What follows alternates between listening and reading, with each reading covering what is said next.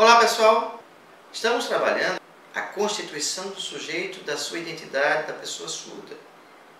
E daí vamos buscar em diversos autores para embasarmos essa nossa fala.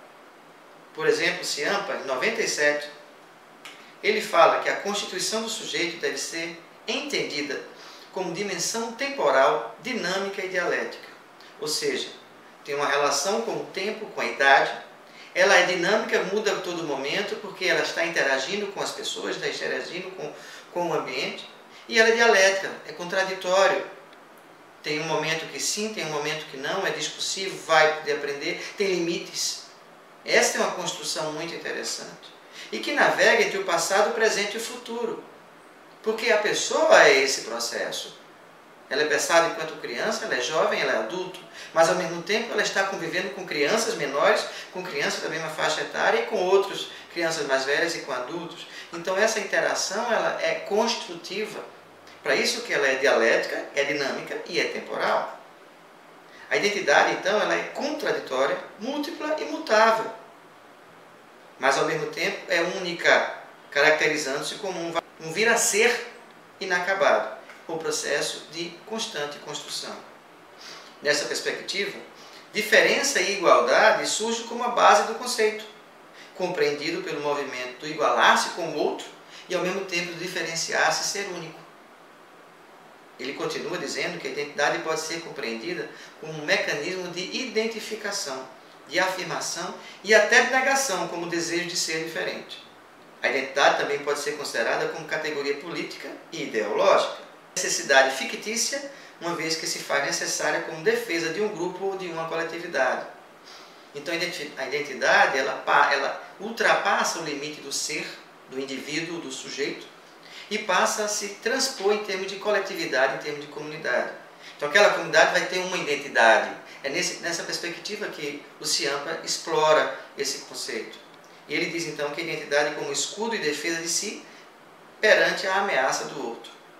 Porque uma vez que cada um de nós está construindo a sua identidade, a sua forma de interagir com o meio, e cada um do outro também, o outro passa a ser uma ameaça, passa a ser uma identidade, passa a ser uma identificação e também é uma ameaça, porque são espaços de cada um.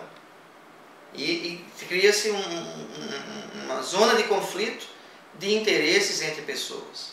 Maior exemplo do que isso é quando encontramos no próprio sinal da Libras a identidade enquanto civil que eles utilizam e a identidade enquanto social. Eles colocam dessa forma, a letra I batendo, que a mão de Libras tem a identidade do surdo. Aqui ele está representando a identidade da comunidade surda. Basta aí agora inserir esses conceitos e trabalhar como é que está sendo construído, como estão sendo construídos esses valores e essas relações. Já Savaia entende que a identidade é uma categoria política disciplinar das relações entre as pessoas, grupo e sociedade, usada para transformar o outro em estranho, igual, inimigo ou exótico. Em outras palavras, aqui ele está colocando que a identidade também é utilizada para manipular interesses, por questões políticas e ideológicas. Sousa Santos define que a identidade envolve questões de poder, sendo, portanto, uma categoria política. Marreri entende que a construção da identidade tem a marca da ambiguidade, da síntese inacabada de contrários, daquilo que é individual e coletivo, daquilo que é próprio e alheio, daquilo que é igual e diferente, sendo semelhante a uma linha que aponta ora para um polo, ora para o outro. A utilização do conceito de identidade nos permite então desvelar os indivíduos, grupos ou coletividades, localizá-los no tempo e no espaço, identificando-os como estes e não outros, mesmo em metamorfose. Então aqui ele está confirmando todo o processo individual e coletivo, todo o processo da dinâmica e das transformações do contraditório que a identidade tem a se representar. A identidade também é utilizada como escudo, como defesa em relação àquilo que é estranho.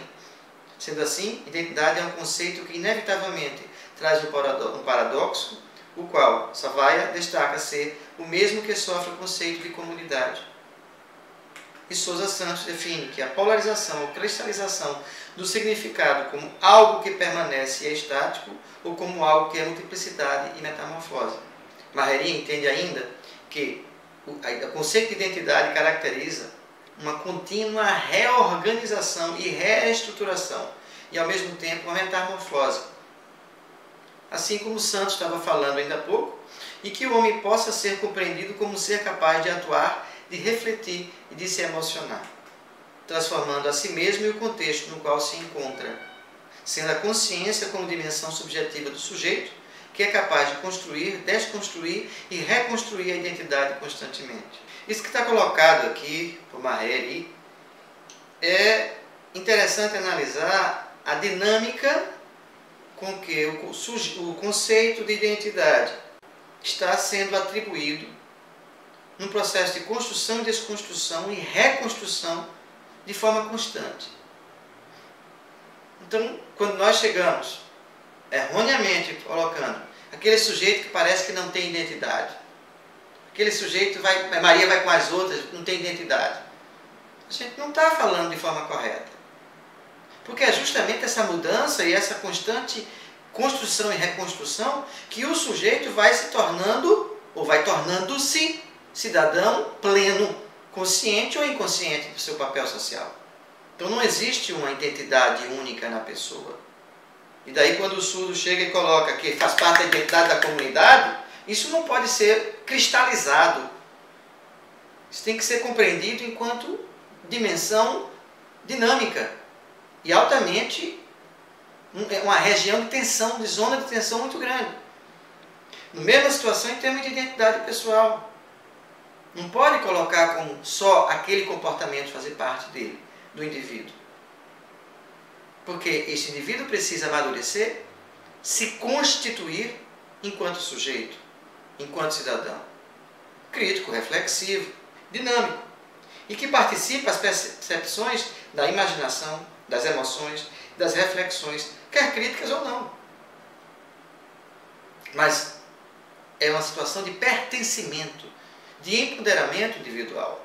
Então é durante o convívio com outros sujeitos que se constrói a consciência individual, pessoal e coletiva, relacional, colaborativa e compartilhada de si próprio, enquanto sujeito que se individualiza na proporção em que se relaciona. Ele se relaciona com o outro, ao mesmo tempo ele se constitui enquanto ser, enquanto identidade, miscigenando-se com o outro, mas ao mesmo tempo enquanto individualidade. É nessa dinâmica que nós temos a vida na proporção da relação com o outro, da identidade consigo e com o outro. Se aproxima e se afasta pelo outro e ao mesmo tempo se individualiza e se diferencia dos outros sujeitos. Essas idas e vindas geram conflitos e amadurecimento da personalidade. A criança surda vai se relacionar com diferentes sujeitos e a relação de poder e de dialogenia que se estabelece vai definir o modelo e o exemplo do humano que está sendo construído. E que também, enquanto modelo, a ser seguido. Para isso que é interessante e que se defende tanto, que a criança surda possa ver o adulto surdo, um jovem e um adulto surdo, para que ele possa gerar nele a perspectiva de amadurecimento, a perspectiva de envelhecimento, a perspectiva de crescimento, de que a coisa não se acaba ali naquele momento, de que ele não tem perspectiva de vida, de futuro, de profissão, de realização. Não.